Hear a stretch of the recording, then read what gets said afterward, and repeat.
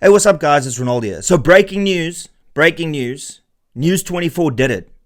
That's right, News 24 did it. What did they do, you might ask? They found the most wanted criminal in. Wait, no, that's not right. Let me try again. News 24 found the most egregious. No, that's not right. News 24 uncovered an anonymous profile on X. Yeah, that's what they did. Somebody that they don't agree with, somebody whose views they despise, they doxed this person. For those of you that don't know what doxing is, it is when you release somebody's private information online and you show people their name, surname, and where they live. And that is what News 24 did to Twatterboss. So in a country with 84 murders a day, a violent sexual crime taking place every few seconds, corruption that's running into the trillions, people that sing songs about killing other people, that's all right. That is not worthy of a deep dive investigative journalism, whatever you want to call it. But they did this to uncover who Twatterboss is. Now, just quick, Twatterboss has said some outrageous stuff.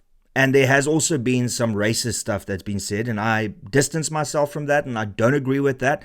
And I don't have to agree with who and what Twatterboss is in order to give my opinion on this. I fundamentally disagree with doxing. I find doxing is somebody's way to try and silence people or to scare other individuals to not follow the same path.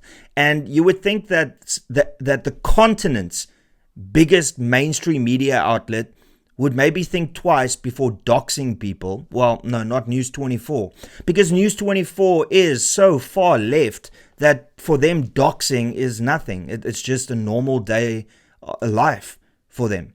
You know, if you disagree with them, if you don't align with their worldview, then you are the enemy.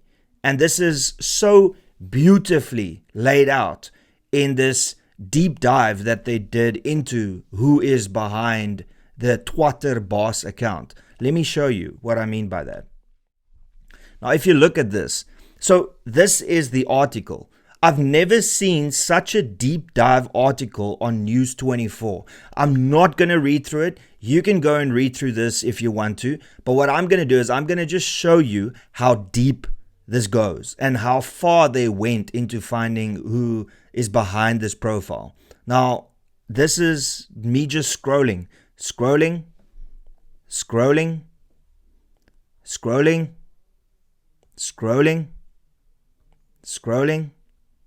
This is the article. This is investigative journalism by News 24. Thorough, definitely thorough. They went deep. They spent weeks doing this investigation. As you can see, it's still going on. I'm scrolling very fast and it's already like 30 seconds, as you can see. And then eventually we get to the end. All of this was done by News 24 to uncover an anonymous profile on X whose views they disagreed with. I mean, it is insane. So they found out the person's name, surname. They found out who the wife is. They found out where they stay. And guess what? They revealed that information to everybody on the internet. They revealed it. So this individual that speaks out against government corruption, that criticizes politicians, and speak out against farm murders, talk about farm murders, talk about the lies that government tell the rest of the world, they have released this person's information publicly in a country that's got 84 murders a day and a violent sexual crime every few seconds. Now, I'm sure they consulted with their lawyers and attorneys and advocates before they released this, so I'm assuming that this is legal, but is it ethically sound? Would you appreciate it if your private information was shared with the public in a country that's got a murder rate that is on par with war-torn countries around the world? I highly doubt it. So News 24 does what News 24 does, which is like just, completely not follow ethics and completely and utterly destroyed this person's life because they disagree with some of the views that he has. So they could have spent this time to maybe uncover, who raped Kwekwe. They could have used this time to investigate corruption in government. They could have used this time to find out perhaps a serial killer's identity.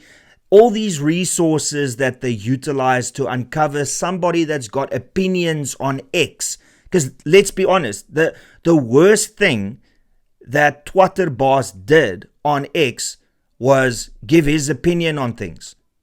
That he didn't harm anyone. He didn't lay hands on anybody. He didn't dox anybody. He didn't do anything other than give his opinion. And of course, some of those things I don't agree with. There's a lot of posts that he posted that I don't agree with. And I said, I wouldn't focus on that, or I wouldn't have said that. And of course, some things that were racist. Let's be real. Let's not beat around the bush.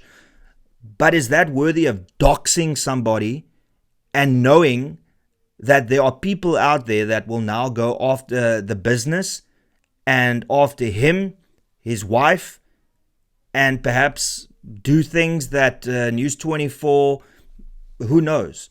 I mean, does News 24 understand that when they reveal the information that people will use that to perhaps do other things, criminal activities? Did that cross their minds?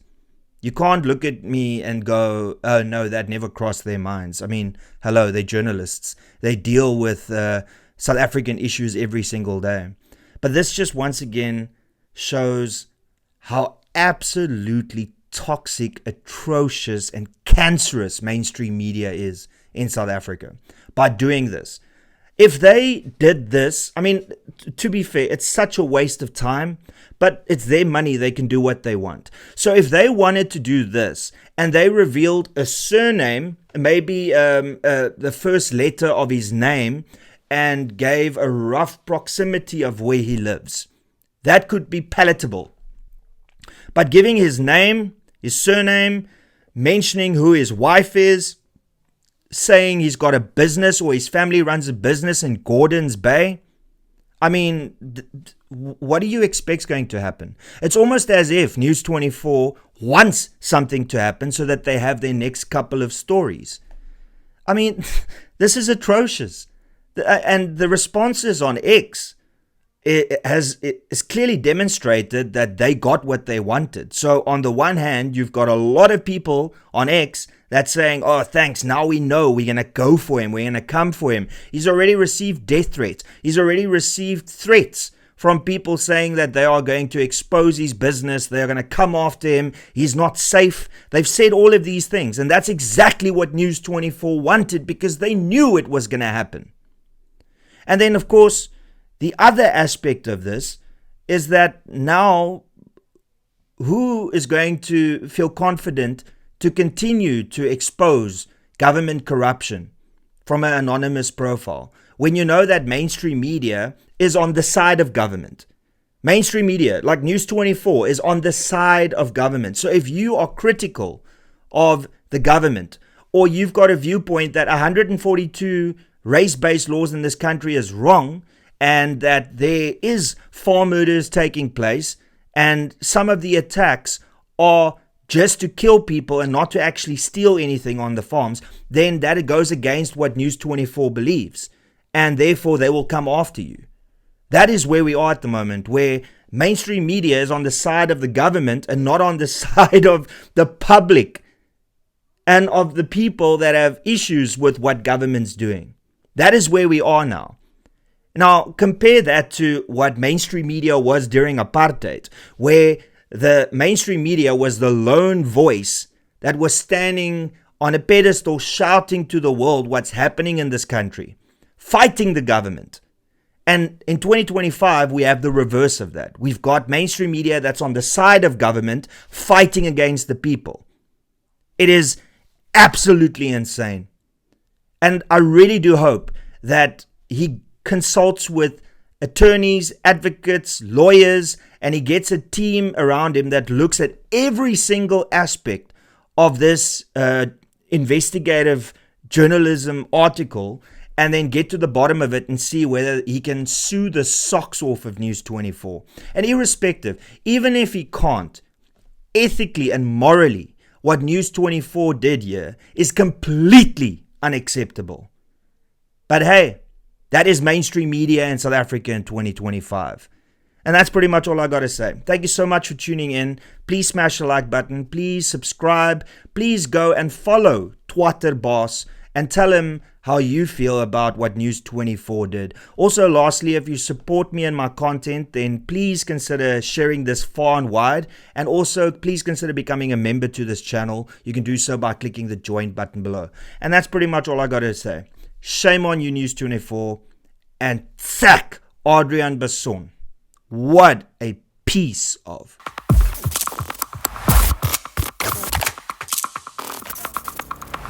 You don't even know me, but every time you see me, you say I went my massacre.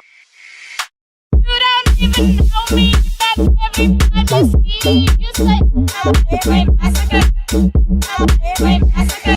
You don't even know me, but every time you see me, you say I went my massacre. My massacre.